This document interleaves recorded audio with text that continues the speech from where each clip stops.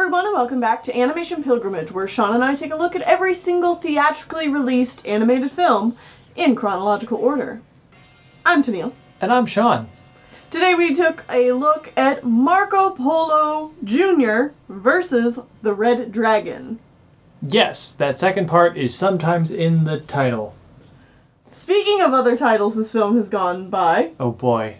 in 1976, it was re-released with the title The Magic Medallion.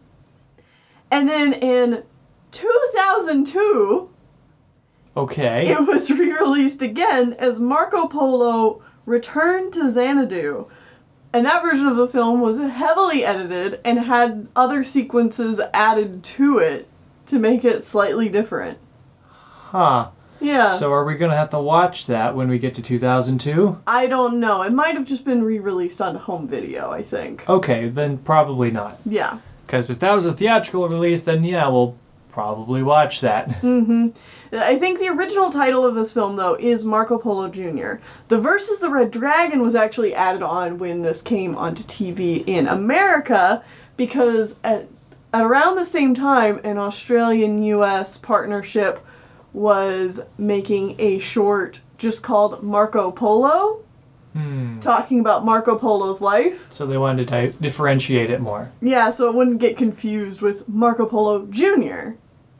I guess another thing we should point out is this is Australia's first theatrically released animated film. Mm-hmm. It is, and you know what? In chronological order. I'm impressed. Yes.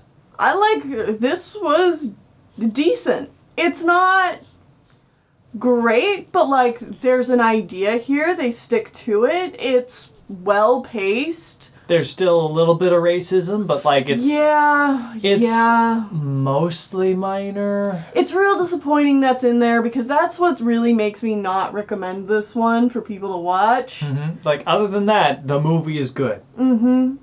Yeah. All right. Anyway, let's get into the plot. So, Marco Polo Jr. is actually the 49th descendant of Marco Polo, and my brief history lesson after the movie, I talked to my sister, and she reminded me who Marco Polo was.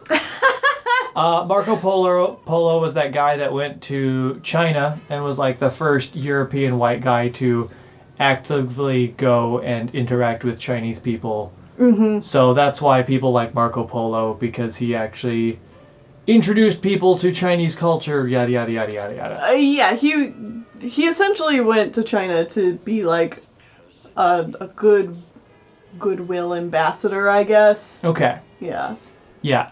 I, being bad at history and having a bad history knowledge hoisted upon me by high school. And just a general lack of caring. Yeah, I didn't know that, so... Uh-huh. So you're like, Marco Polo Jr. who? I'm like, Marco Polo is a name that I absolutely recognize, but is it bad that the first thing I think about when I think of Marco Polo is the thing you scream... Marco! Polo! Marco! Polo! The thing you scream in pools when you blind someone. Yeah. Anyways... It is. So Marco Polo Jr. is the seventh son of the seventh son of Marco Polo. Mm-hmm. So the 49th child. And this means he has a special destiny to take half of this emblem of good luck or friendship or something. I think it's like friendship. Yeah. And take it to Xanadu and save the Xanadonians. Sure. The people of Xanadu. Yeah. So his grandpa gets attacked by an eagle and says, "Go, get out of here before it gets worse." No, it's a vulture. What am I saying? Whatever.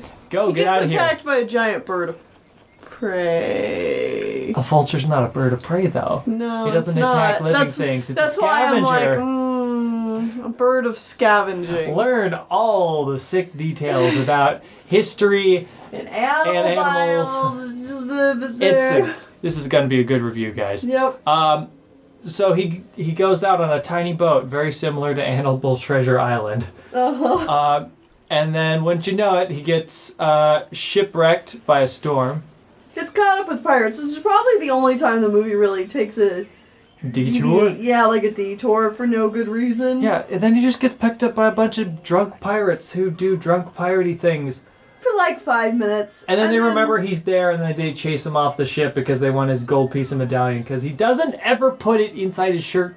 Like a dummy. Such a dumbass. He just like wears it around, and everyone's like, well, that's a giant piece of gold you got there. I want that. Yeah. So, he makes it to... Xanadu? India?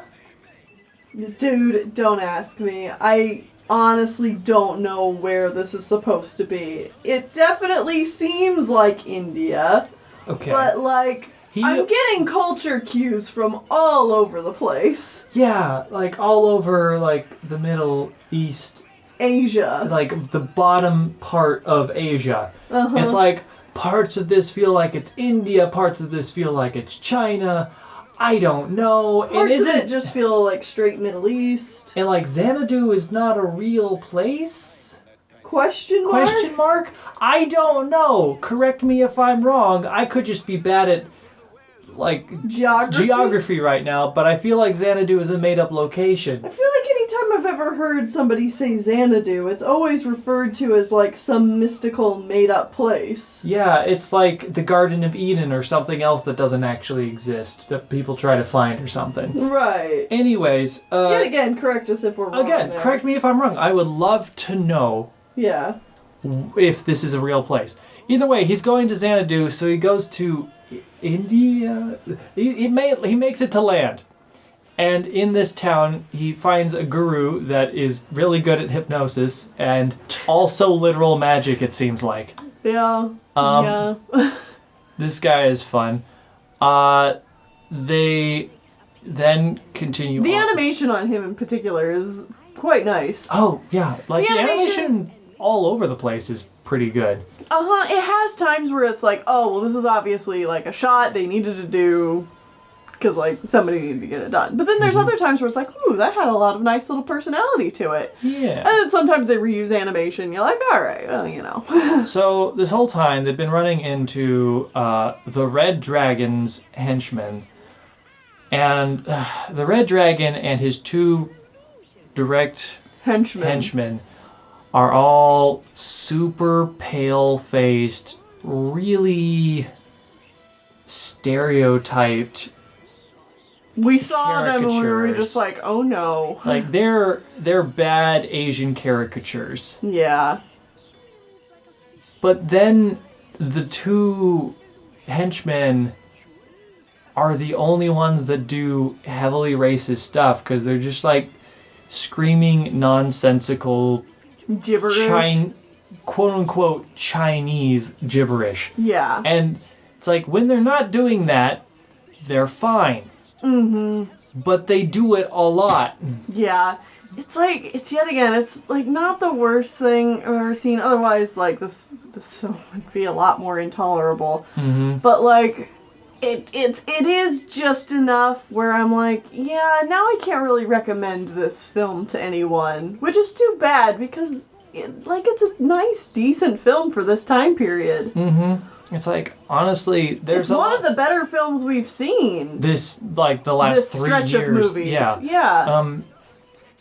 Like, honestly, there's a lot of, like, diversity in the cast of this movie. Yeah, I mean, it's not like I don't know, it's still weird, because it's like... I mean, it's a product of its time. Yeah. It's a product of its time. Yeah, it's true. Anyways, at the same time that this is all going on, the Princess of Xanadu has been captured by the Red Dragon, and she escapes through the help of... who is he? Servant of hers. Servant, that's the term. I was going to say slave, but I was like, no, that's not right. No, servant. it's just like a servant guy. Some servant of hers. And their elephant. Yeah. Which actually moves like an elephant. Yeah. Which is good. And surprisingly, like, I was surprised to get 2 movies in a row with elephants. Okay, yes. That look like elephants. Mm-hmm. And I'm like, okay, good. This one doesn't look like it was completely ripped off from. Oh no, it Jungle doesn't. Book. It doesn't look like Disney elephants at all. It Yeah. looks like No, they studied an elephant themselves, and so the run cycle of this elephant looks like the run cycle of an elephant. Looks pretty good. It looks pretty good. Either way, they escape, and then the guru and Marco Polo Jr. have to get through this mountain range. And there's a lot of different shenanigans. It ends up... But they run into the reluctant dragon. Oh, that's right. This is what I need to bring up. Yes, they run into the reluctant dragon of all people. He's some sort of, like, sickly dinosaur. I don't remember what he's called. Whatever. He sings a song about it, but it's just straight up the reluctant dragon. It's another foppish dragon. Lizard I thing. mean, he's a dinosaur, but, like... Like, he's foppish, he has the same body shape, the same mannerisms. It's like, are these guys cousins? We could see where the inspiration came for this one. Either way, they make it through, they meet up with the princess, they all get captured again, they get taken back to the castle, and then there's like a fight sequence that goes on for a while of running away and escaping and running away and escaping, and in the end... The bad guy gets... Does he die? Yes. No, he gets carried away by his bird, never to be seen again. Sure, yes, that's what happens, yes. Yeah, and the two henchmen are now not bad people because they're still there. And, the princess and Marco Polo Jr. have been hitting it off, and like they have a love song and they kiss. And then at the end of the movie, they... put the two halves of the medallion together, and goodwill has been spread out, and Marco Polo says, "Goodbye, I'm leaving." Okay, it was nice seeing you. And the girl is just like, what? I thought we were, like... I thought we had a thing going on. I thought we were gonna, like, you're gonna stay here and be my male consort until I, like, legally marry you or something. Yeah. No? Okay. Bye, I guess, as you sing a dumb song as you get in a boat and go away forever, and the movie ends. It makes me wonder, it's like, did they want to... make a sequel? Have more of these movies where Marco Polo goes on other adventures, falling in love with other women. But I like how he puts it where he's just like, oh, no, I did the thing. I gotta go home to my grandpa, who's definitely dead. Yeah. He got attacked by the henchmen and the eagle and stuff, so he's absolutely dead at this point. He's fallen and cannot get up for a few weeks now. Yeah, I'm like, ugh. Like, Marco, I would stay here. You got good things going for you here. You're in love with the princess. You got friends. You could just live forever. Also, I gotta say that the guru is overpowered. Oh, of course.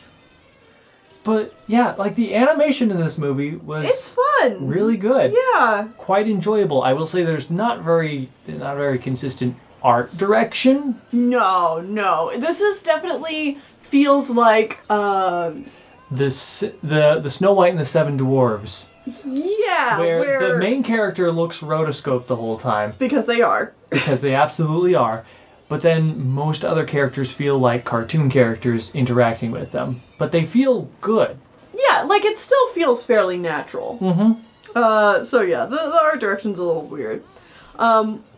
This movie in general seems to just kind of have an odd production. When you and I were watching this, we were really wondering, because it looked so good, we were wondering, it's like, has the US already like started distributing money to Australia so that they can make films for them? Because like that's a thing later on with Disney Toon Studios and stuff like that. Mm-hmm. And like a lot of the way that things are animated and the way things look just feel familiar to like Saturday morning cartoons we grew up with and stuff like that. Well, that's probably because it's Australia making a lot of those shows. Mm-hmm. Shock and surprise if you didn't know that. Yeah. A lot of that stuff gets outsourced. Mm-hmm. To Australia, or it did in the past. Mm-hmm. Especially in the 80s and 90s. But as far as I could tell, there wasn't any connection to this studio, and stuff that we would know later on. However, that doesn't necessarily mean that some of these animators didn't go on to work at those places. Yeah, I mean, that's there's just a very, speculation on my part. I couldn't find anything that confirmed that, but I just I feel wouldn't like be there's surprised. a good chance that does happen. Yeah. This movie was directed by Eric Porter, who I believe was also in charge of this company. He had a co-director for this film, Cam Ford, who also worked on The Yellow Submarine. Oh, okay. Which, when I read that, I was kind of like, oh, yeah, that reads. That adds up. Yeah. Most of the storyboarding and I think story development and stuff was done in the U.S. Okay. And then outsourced to Australia. Oh. So that part of what I was saying earlier is true. That feels familiar. Yeah. The backgrounds for this movie, which are really pretty, really great, were done by Yvonne Perrin, who is the sister of Ivan Earl, who was the background artist for Sleeping Beauty. Well, isn't that something? Yeah, it's a small world after all. No. Yeah. That. Funnily enough, though, the only Australian voice actor for this film was Kevin Goldsby, who plays the Red Dragon. Yeah, the villain of the movie. Yeah. Is the only Australian voice actor. I'm just like, so then who, like, why? I mean, the rest of the cast, I'm assuming, were just random Americans. I guess, but, like, that's so weird. It's like, if you're gonna animate in Australia, why not just get an Australian voice cast, too? Because especially, there's not, like, any, like, notable names in the voice cast or anything like that. It's not like it's just random people. Yeah. And, like, I know this is a bad way to look at it, but wouldn't it be cheaper to just get people from Australia? Right, like, just do the whole production in Australia and then bring it back over here and distribute it. Like, I don't know. So, unfortunately, though, this is the only film we're going to see from this studio. After working on this film, it didn't do all that well. Oh, that's a shame. Either in theaters or on TV. It was rerun a few times, but that's pretty much it. The company started to work for Hanna-Barbera. Okay. Doing TV shorts. But I think that none of the shows really took off that they were working on. They worked a little bit on Super Friends and a couple of other Hanna-Barbera shows. Okay. But in the 70s, they ended up shutting down. Well, that's a shame. Yeah, because, like I said, they had a really good first outing here. And again, just because the studio's gone doesn't mean all these people just poofed out of existence. We're probably going to see them working on many of the other future Australian films, or possibly other films from throughout the world. I don't know. I'd be interested to go back into this movie and, like, take note of who we see in the credits. That way we can see if we see them later on down the road. Yeah, but if we did that, we'd want to do that with, like, every movie, and then we'll never finish. No, I mean, I'm just particularly interested because there was so little information on this film. Okay. I personally think I'm going to go through, look at that, maybe write it down. Well, you feel free to do that. Yeah, I will. Anyway, thank you guys for watching. That's going to be it for this movie. Next time, we have one more 1972 film until one of our patrons or other lovely helpers finds us another film, because literally between the time that we watched this movie and we reviewed it, Daniel Ray has found us another 1972 film. So we are going to go get them 0011 or 0011. It's from Toei Animation. Is this related to the 009 series? Is it something different? I don't know. Yeah, I don't know. Let's find out. See you guys next time. Oh, princess, my princess, it's plain as plain can be. Each of us is slave to his